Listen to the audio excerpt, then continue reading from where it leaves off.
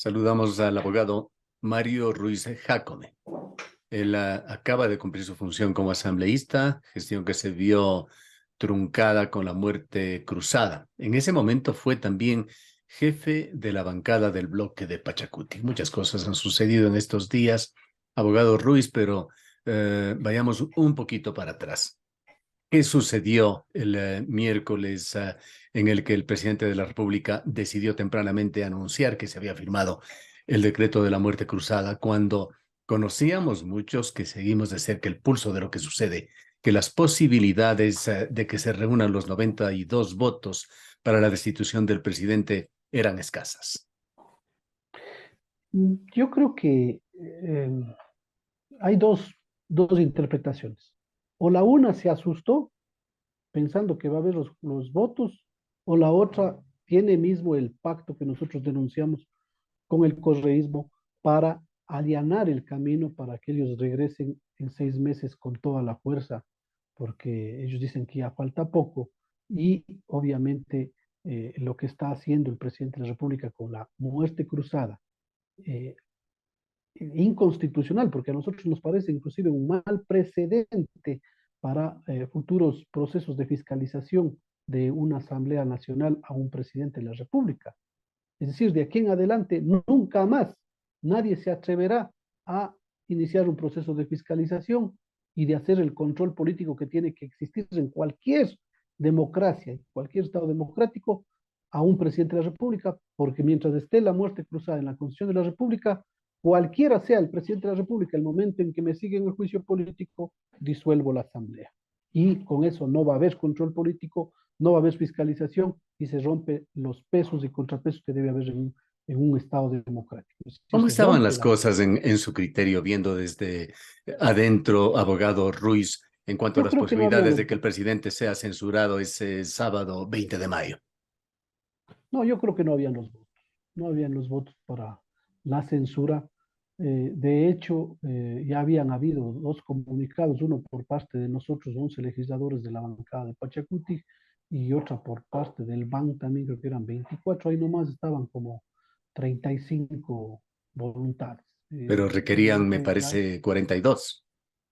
sí, entre la izquierda democrática también había, creo que 5 o 4 voluntades más, 6 creo que eran más los independientes, es decir, estaba ajustado, pero no habían los votos, eso lo Pero sabía no la hay como oposición. desconocer tampoco de que había intensas negociaciones. Puede ser, pero aquí el meollo del asunto es que no es que haya o no haya los votos para una destitución para llamar a la muerte cruzada. Ya lo dije, o sea, la muerte cruzada no es para evitar un juicio político. Así, ¿cuándo va a haber una fiscalización del legislativo al ejecutivo? Haga lo que haga el presidente de la República, nadie le va a fiscalizar, nadie le va a hacer control político. ¿Por qué? Porque viene la muerte cruzada.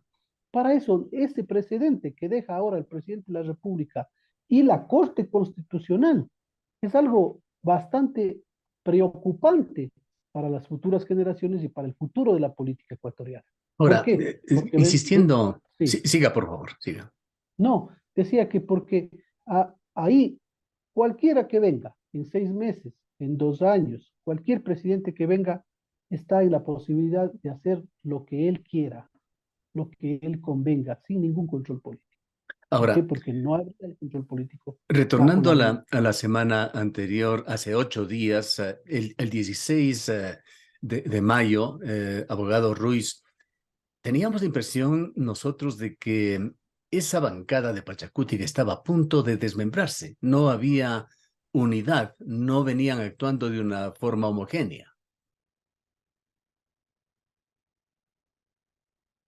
Nosotros hicimos desde el inicio la bancada del movimiento Pachacuti no actuó de forma tradicional, como están acostumbrados a ver en la política.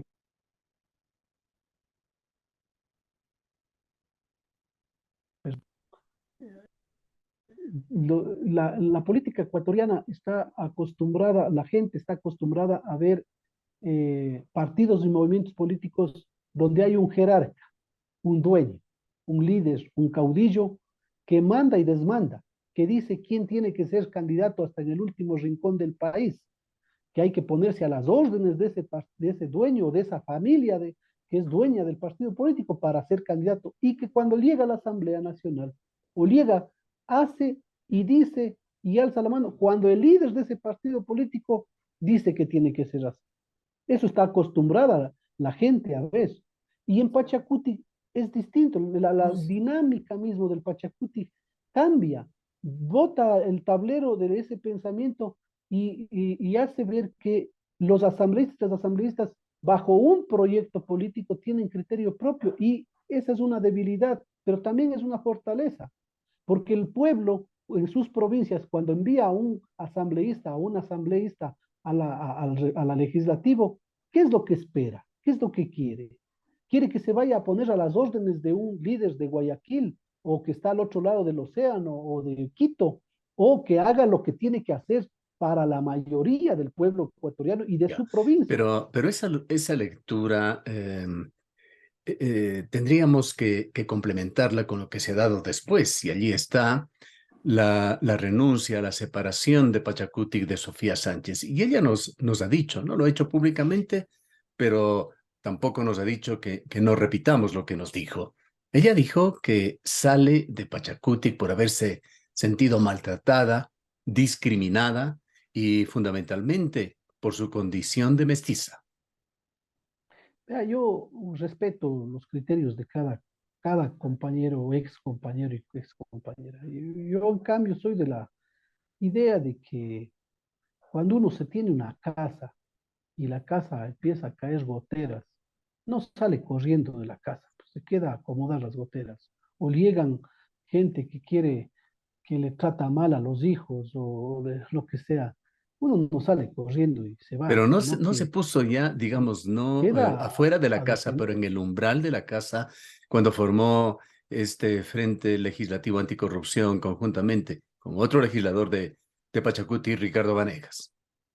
Y respetable que hagan frentes, que hagan grupos parlamentarios. Nosotros mismos íbamos a hacer un grupo parlamentario antiminero, anti-extractivista, ambientalista, o algunos colegas que estaban eso, porque no dejaron hacer la comisión de revisión de concesiones mineras y petroleras. Recordarán que yo propuse que se haga una comisión para que revise eso, y se unieron ahí el gobierno con UNES y el Partido Social Cristiano, impidieron que eso pase. Nos íbamos a hacer un grupo parlamentario. Es respetable.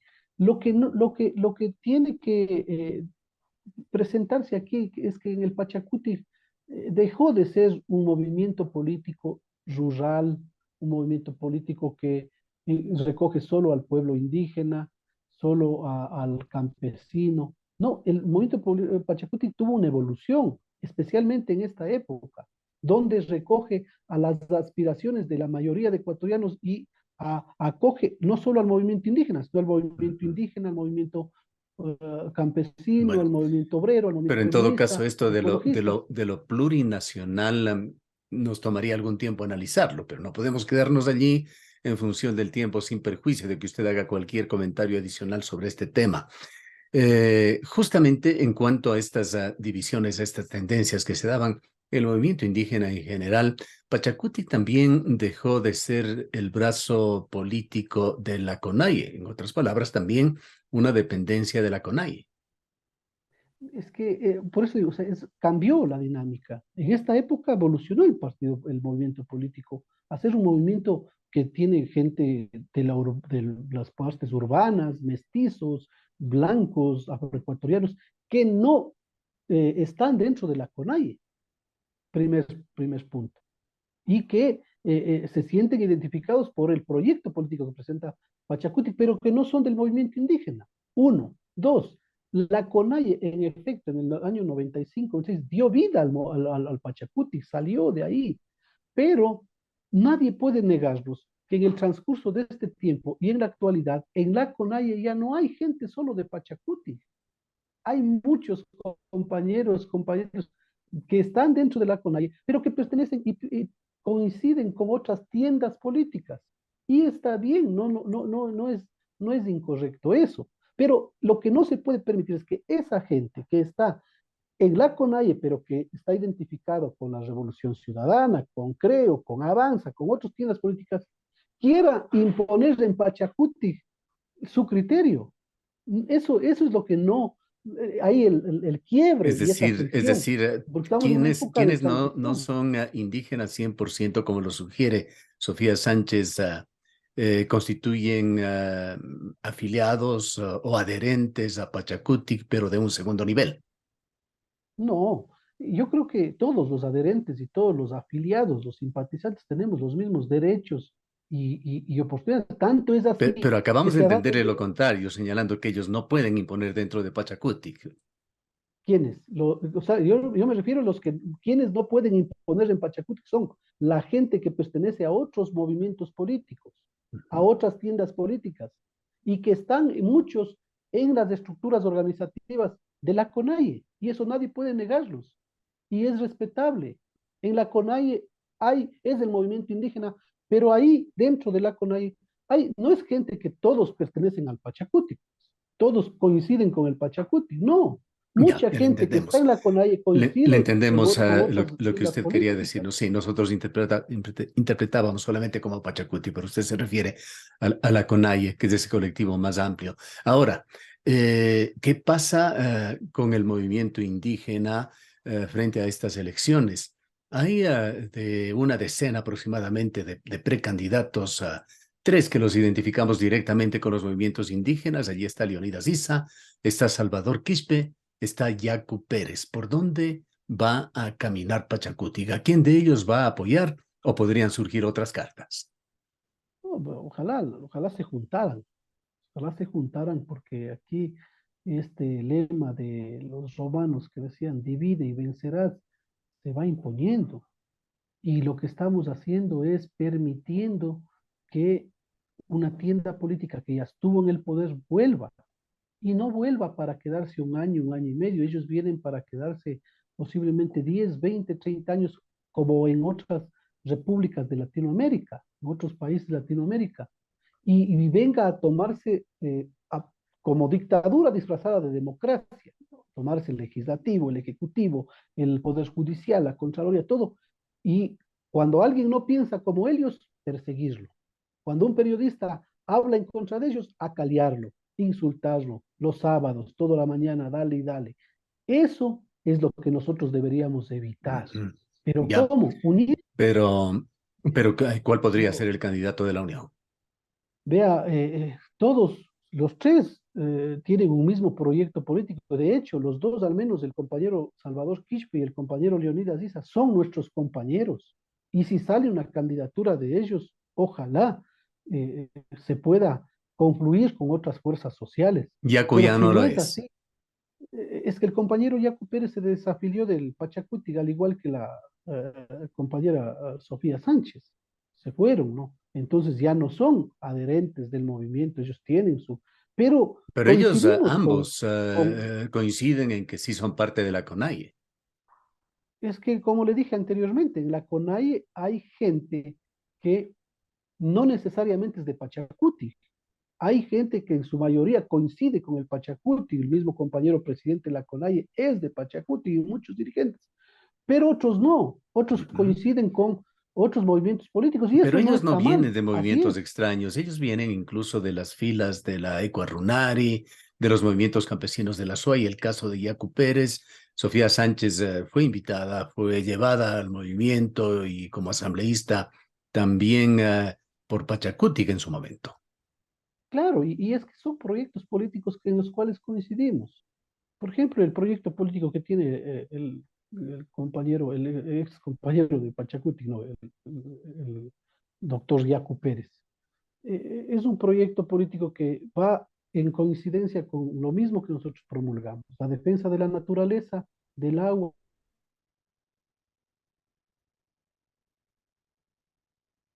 distinto al extractivismo minero, basado en un desarrollo económico en el turismo y en la agricultura. Entonces coincidimos.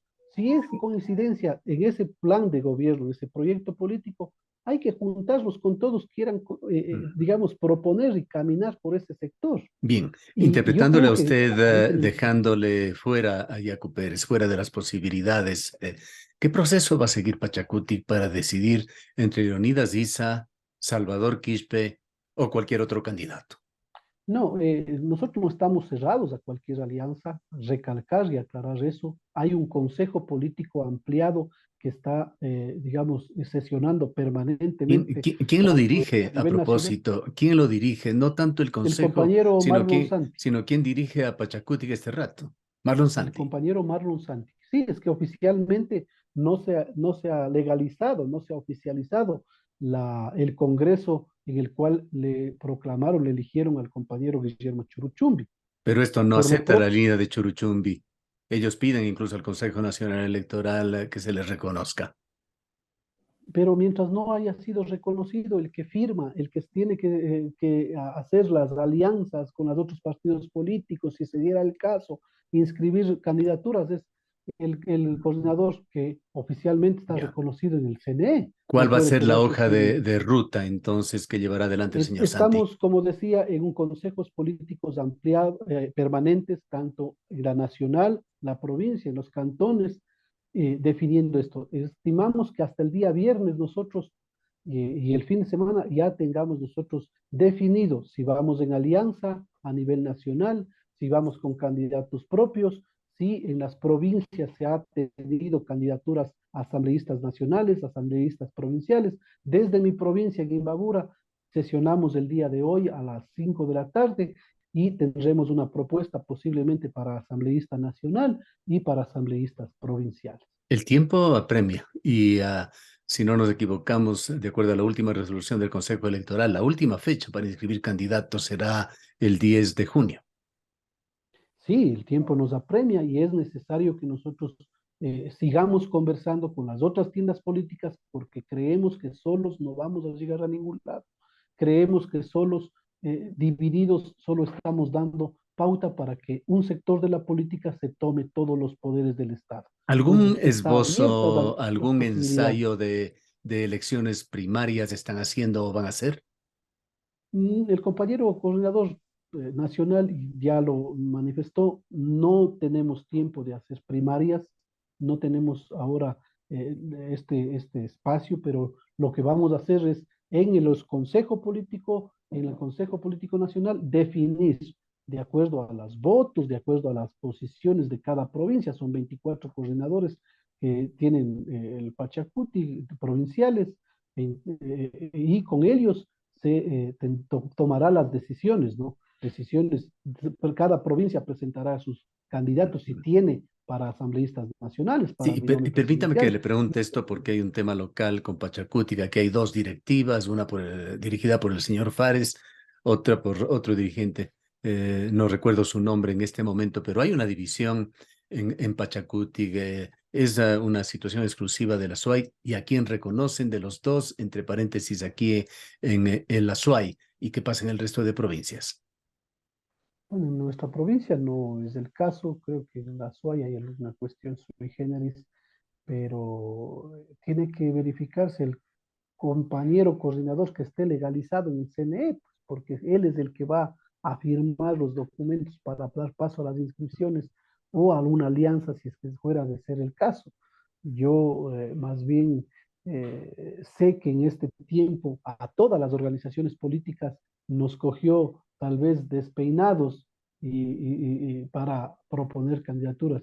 Nosotros lo anunciamos en un inicio del juicio político, que este era el escenario que estaban llevando cierto grupo político y que hay que tomar en cuenta que nosotros tenemos que enfrentar ese escenario político, que el presidente de la República, aunque dice que él evitó el plan macabro de tomar, lo que hizo es allanar el camino para que ese plan macabro se dé y se suceda, pues será por su acuerdo que tiene con ellos o porque no pensó bien, yo no sé, pero a la final de cuentas nos toca enfrentar a nosotros los ecuatorianos y ver por el futuro de nuestros hijos. Queremos nosotros que nuestros hijos crezcan en un ambiente donde no hay cómo opinar, no hay cómo contradecirle al gobernante porque me va a mandar preso, me va a mandar a judicializar. Queremos que crezca en un ambiente donde todo se entregue a nombre de la izquierda, se entregue campos petroleros, se entregue telefonía celular. Vea, ahora mismo lo que hicieron es dejarle al presidente de la República solo para que entregue la telefonía celular Bien. a Claro y Mobile Abogado Ruiz, Communication. lamentablemente el tiempo se nos agota, el formato de este diálogo es relativamente corto. No quisiera quedarme sin una visión general de cómo ven ustedes estas elecciones, elecciones que para muchos analistas son otras primarias. Aquí señalan el 30 de agosto y en una eventual segunda vuelta electoral se estará eligiendo a un presidente reelegible, un presidente que podría simplemente dedicarse a construir las bases para una reelección en las elecciones del 2025.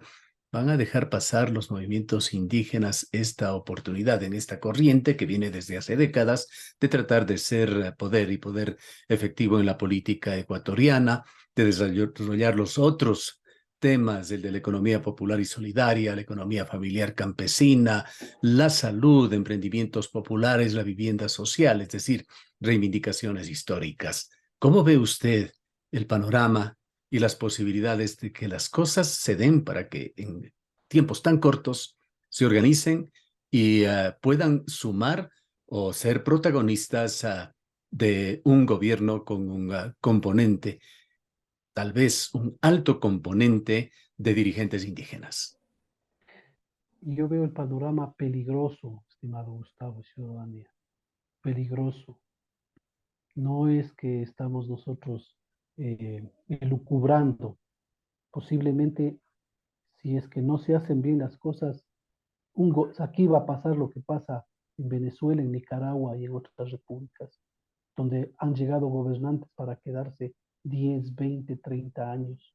¿Coincide Y eso usted no en va a alguna tener medida a con ninguna Fernando democracia. Villavicencio que dice que estas elecciones marcan una cancha entre correísmo y anticorreísmo? No, marcan una cancha entre dictadura y democracia. O sea, eso es, yo coincido, yo con el señor Fernando Villavicencio no tengo ninguna coincidencia. Lo que sí coincido es en que si hoy, en estas elecciones, no se juntan las fuerzas políticas para precautelar el futuro de las nuevas generaciones, el país tendrá para 10, para 20 años una dictadura disfrazada de democracia. Bien, Eso es lo que vamos a tener. queremos agradecerle mucho por habernos acompañado, abogado Ruiz. Muchas gracias a ustedes por la entrevista. El abogado Mario Ruiz fue asambleísta y fue jefe de bancada del bloque de Pachacutic hasta el momento de la muerte cruzada.